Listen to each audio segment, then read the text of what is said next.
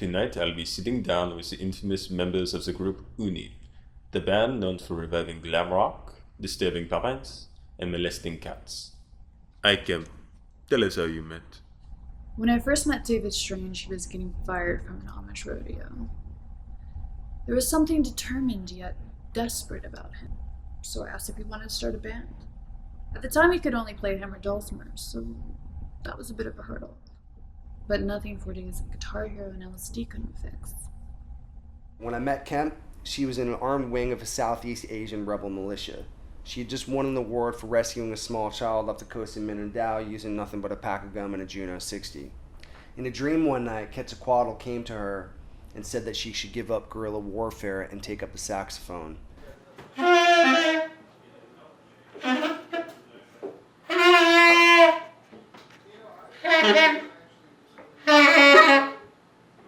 Arugula salad.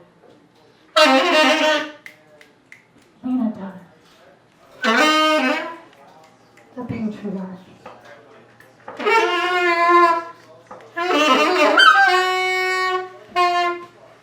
1968 was the Mai Tai massacre.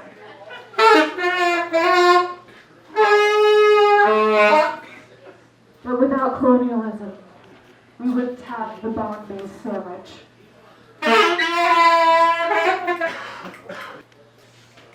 Mimes are illegal on the streets in Paris.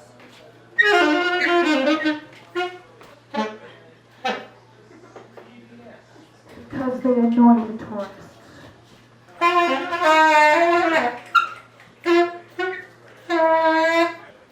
Kim Jong-il and Dennis Rodman will teach us to love again.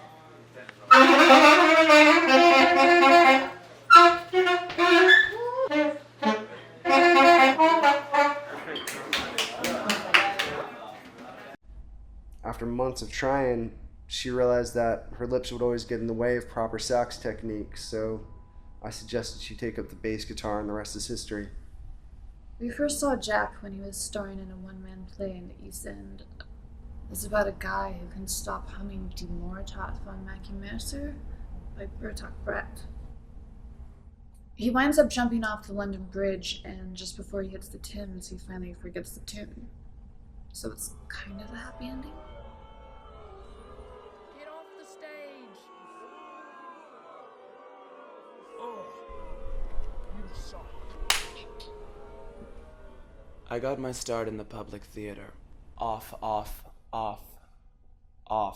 Broadway during my one-man adaptation of Caligula.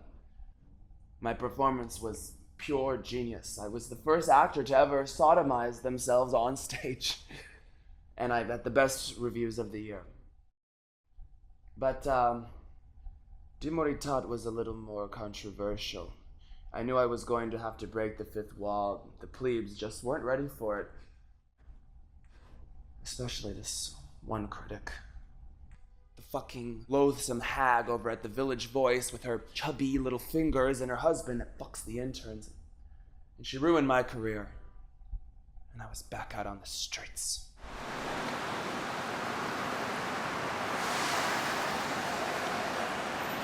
Penis! Okay, alright. Hello, your family. My rate's $100, but how are you? Hi. Fuck off. Maybe I'll shit on someone's dick. Who knows? Guys are into shit like that. Wall Street guys. They're all like, shit on my dick, shit on my dick. I'm like, how much poop you think is in me?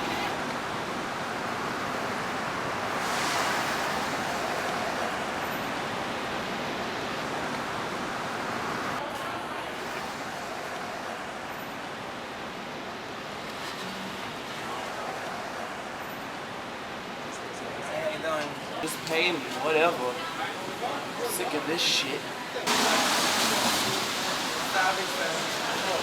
Thank you, this is my block.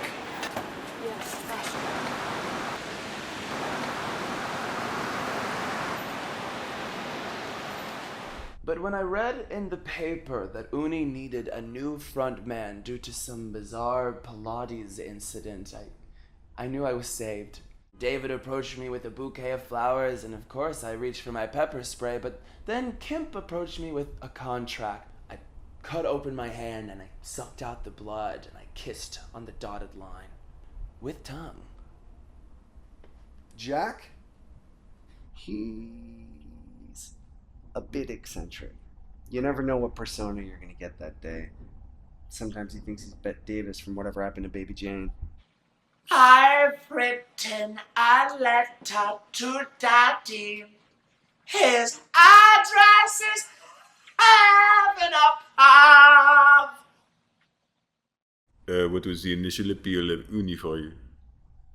Well, David told me all about his work in the 90s, playing guitar for Cher and Neil Diamond and Lionel Richie, Sting.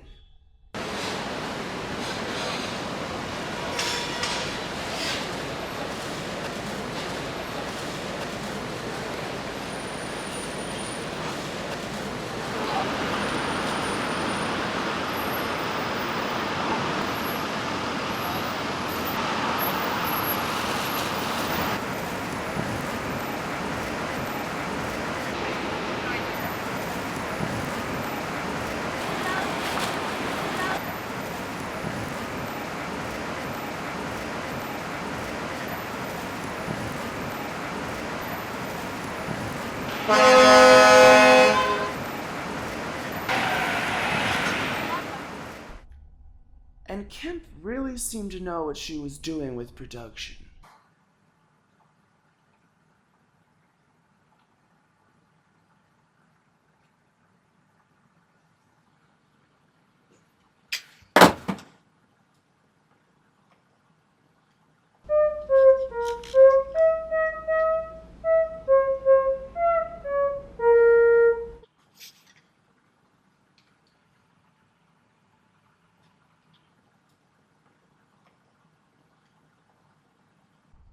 Who writes the songs?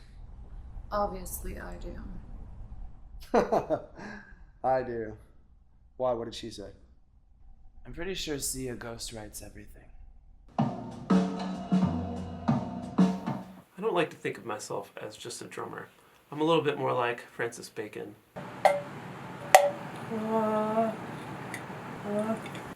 Lately I've been inspired by Wittgenstein and Sir Anthony Kiedis.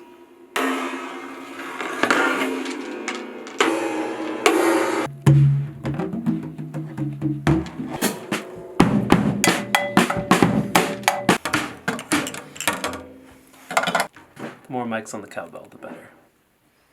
Yeah, sorry, I'm gonna have to be late on that one.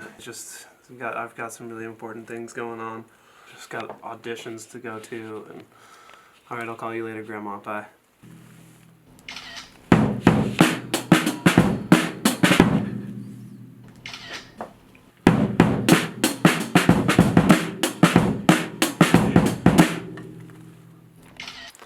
This snare can play the theme song from Gilligan's Island when I hit it.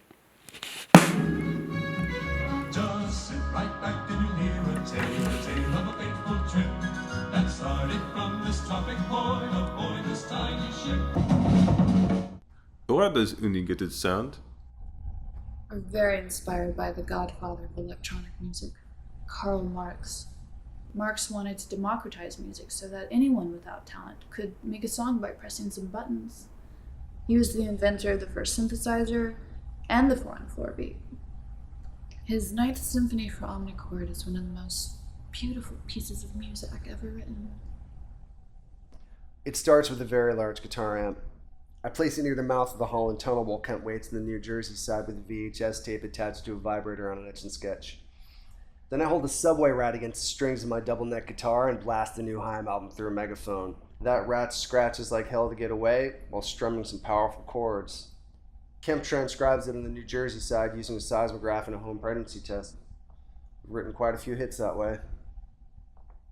I was heavily influenced by the great Russian composers, Maria Sharapova, Joseph Stalin, Wesley Snipes, to name a few. You know, they say that rock and roll was born in America, but I think it's just the McCarthyism talking.